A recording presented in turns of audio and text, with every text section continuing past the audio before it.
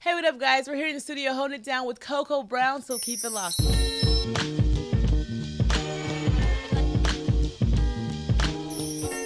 All right, so first and foremost, we have to talk comedy. I want to know a little bit of your favorites. SNL 40. They had. Did you watch that special? I did not, girl. I was working. Okay, for sure. Speaking of working, I hear you're in four shows this four year? shows right now. Yeah, I'm in Casey Undercover with Zendaya. Zendaya, who is, I love her right now. And also with David and Tamla Mann in the new sitcom Man and Wife. Also just wrapped up season 4 of Soul Man. The Soul Man with Cedric, Entertainer, and Niecy Nash. And going back for season 5 of Tyler Perry's For Better or Worse in a couple of weeks. Okay. Yeah. You've been keeping busy in the TV world as well. And then I was hearing that you're still doing shows and things like that. I'm still touring. I'm still touring comedy-wise. Yeah, Coco Brown's in demand, so you call, I come. All right, talk about the show with Zendaya. It's called Casey Undercover. It's a new show they gave her to kind of showcase, that she's grown now. She's 18. But I just admire her. She's a beautiful woman. When that chick tried to come with her about her locks, she came with her so classy, so dignified. And I said, it is a new day when an 18-year-old has more class and self-awareness than a grown woman. So I applaud you, sweetheart. I may get locked just because. Yes. Juliana Ronzik, she apologized. Some people thought it was because it was a little forced because the networks told her to apologize. Of course she had to. But I'm not sure of her true feelings, so I want to talk to Zendaya about definitely what she feels about it. I think she looked stunning. I love the natural hair. She gave us life with those locks, and she's 18. She's allowed to experiment and explore and find different versions of herself. So I don't know what Juliana, is that her name? Yes. I don't girlfriend, look, just it's called decorum.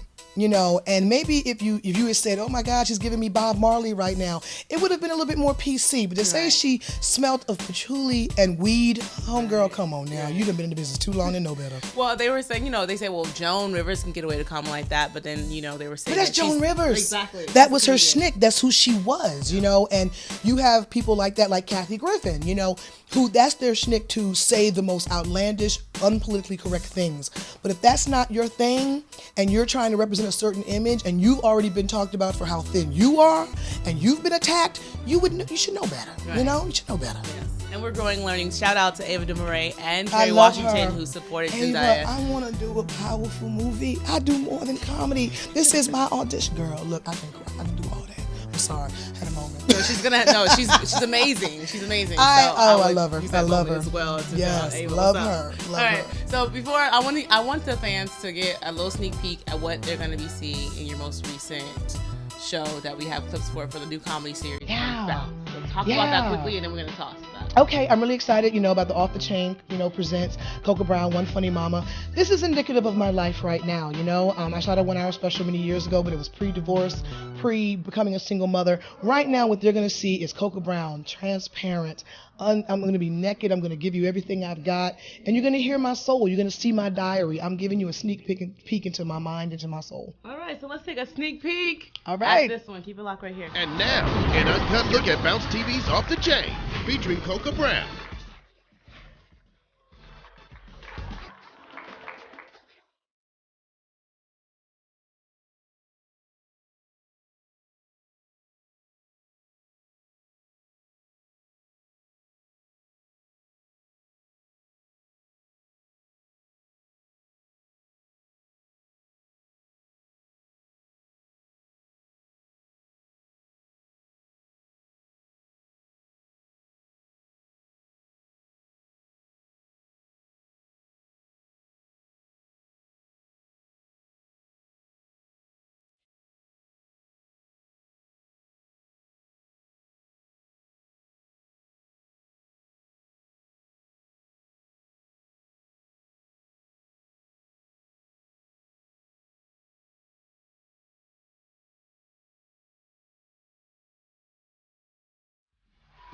Welcome back, guys. Holding it down right here in the studio with Coco Brown.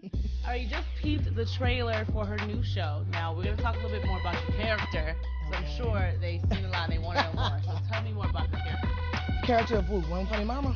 Yeah. It's who I am. I'm a mother now, and I'm funny. I get paid to be funny. And It's something I do. I don't try to be funny. It's just something I guess I've been blessed with, that I say things and people just bust out laughing. But, I am a mother, and I think that mothers, especially single mothers, should be applauded because we are some strong women, and to be able to hold down the fort and raise our children, and a lot of us are trying to raise our children to the best of our ability, and I think we should be applauded. Mothers are the foundation of the household, whether you want to admit it or not, and without that, you got a lot of lost kids out here. Everybody ain't got daddy issues. Some got mama issues too. That's right. I was actually looking at an interview and you were talking about your son, and you were talking about the 3 strikes. So I want to explain real quickly what the 3 strikes are, and then I want to know if your son has used it. I am a strong advocate for anti-bullying. I think it's absurd that children are being bullied to the degree of taking their own lives or whatever. I'm very adamant about that. And I've told people that my son is going to have a 3-strike, deal with me. The first time someone bullies you, say, I don't like that, stop. Second time, tell an adult, tell me. Third time, put them to sleep. They won't bully you no more. And I'm not going to trip. If they call me and they say, Miss Brown, we're going to have to suspend Phoenix for a couple of days because he knocked so-and-so out, I'm going to say, well, did you do the 3 strikes? If he goes, yes, Mommy, I say, well, let's go Disneyland. Let's go. Because I'm serious. I'm not playing that. Right. Nobody's going to bully my kid. Right. And then has he used it? He has not. Okay. And my son is not a bully. He's a very compassionate child. My son's the kind of kid that if he's playing with the kid and another kid comes and takes that kid's toy, my son's going to go over there and get it and take it back to that kid. So I'm grateful that my son, even at 2.5, has empathy and compassion. You are doing so much, though, not even on featuring. We were talking about TV shows. We got to move on to movies now. I mean, you're also Ted, too. Yeah. You released the trailer. We're going to show you a little bit. But Okay. talk about... I didn't make the trailer, man. Okay. No, but it was an amazing experience. I think what really just made me go, I must be doing something right, is that Seth MacFarlane handpicked me. He invited me to the table read, and it was pretty much, this is who I want, and if she brings in the table read, the job is hers. And for me, you put me on the spot, I'm on. And it was just an incredible experience to go in there and work with someone who is a comedic genius like Seth MacFarlane is, and to have him say, I trust you're funny, and to have him say, you know what, give me your version, Coco. I want to see what you're going to do with this.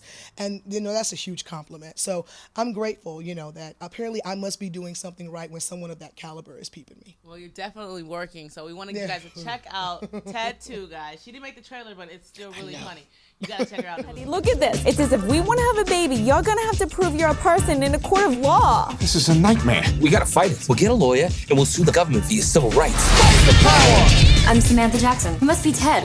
Yeah, Samantha Jackson. What's your middle name? Leslie. Oh my God, you're Sam L. Jackson. That's great. I mean, just like Sam L. Jackson. Who is that? You ever seen any movie ever? He's the black guy. Fight the power! They've denied you the same rights as everybody else just because you're different. Can you get me my life back? Ted, do you believe you have a soul? What did you think I would do at this moment? Objection. Overruled. You You ought to be human in the eyes of the law. The important thing about being human is making a contribution to society. All right, guys, we're back honing down in the studio with Coco Brown. All right, so I hope you enjoyed the trailer, by the way, but we're going to talk about Back to TV. Before we go there, I want to talk about your favorite comedy special of all time. Eddie Murphy Raw. That was quick. Hands down. I can watch it every day, all day. Eddie Murphy Raw. What about it makes it your favorite? It's just, it was Eddie at his peak, at his most real, and just, he had made it, but he hadn't forgotten how far, and how much he had done to get there, where he was still giving us Eddie, but he was giving us Eddie with money now. Okay. It was that cockiness, but in that cockiness, like, I like him, I want to hang with him. And then, of course, the material is timeless. I mean, you can watch that now, and it even applies to what's going on right now. And for you, when you draw material, and who are some of your inspirations for people who were like comedians growing up, or who do you like, I mean, I've always been, huge fans. I love Richard Pryor's Truth. I love, the J.B. Smooths and the Tony Roberts, people that maybe you may not know, who are very animated and not only will tell you the joke, but will act out the joke and give you a show, a performance, Huge fan of Chris Rock, where he takes things that are happening to him personally and just putting it out there like, this is what happens to me, this is how I see the world. Huge fan of Sheryl Underwood, who is just one of those women that didn't bite her tongue, and we can take that all the way back to the LaWanda Page and and the Shirley Hemphill, who didn't bite their tongue. They were ladies who was like, I'm a woman, hear me roar, and this is my opinion, take it or leave it. So I admire quite a few. And of course, you know, Kevin, I mean, the businessman in himself that he has become, I mean, he needs to write a book, The Blueprint. You understand of him talking that The Blueprint. The whole yeah. He was real stingy with that Blueprint, Kevin. We used to work together. For real, you couldn't tell nobody? Okay. But hey, you guys still can work together. We're big fans. That's of huge, man. Kevin. So yeah. Lastly, I want to talk about the first time that you were on stage, or the first time you were ever on stage in a crowd doing what you do. Comedy. I mean, the first time was at a place called the Comedy Spot, which was a comedy club in New Carrollton, Maryland. That's closed now, but that's where I started. Okay. You know, and went through the ranks. You know, open mic to emceeing to featuring, and then on to headlining. First standing ovation I ever got was at the Comedy Zone in Charlotte. I remember Anthony Mason was in the audience, and I hope he's doing well. And he incited it. He loved this ending joke I did, and he stood up, and when a 7 feet tall man stands up, the whole crowd stands up. Right. So much love to him for making me have my first standing ovation. And the crowd that really made me go, okay, I may have something, is when I went on Showtime at the Apollo. Okay. And I ended up winning 4 straight times. I said, okay, maybe I can do this. Maybe I got something. They ain't booed me. So your process in getting ready when you're about to go on stage, is it more like, are you writing a lot? Are you drawing from inspiration? How do you find yourself?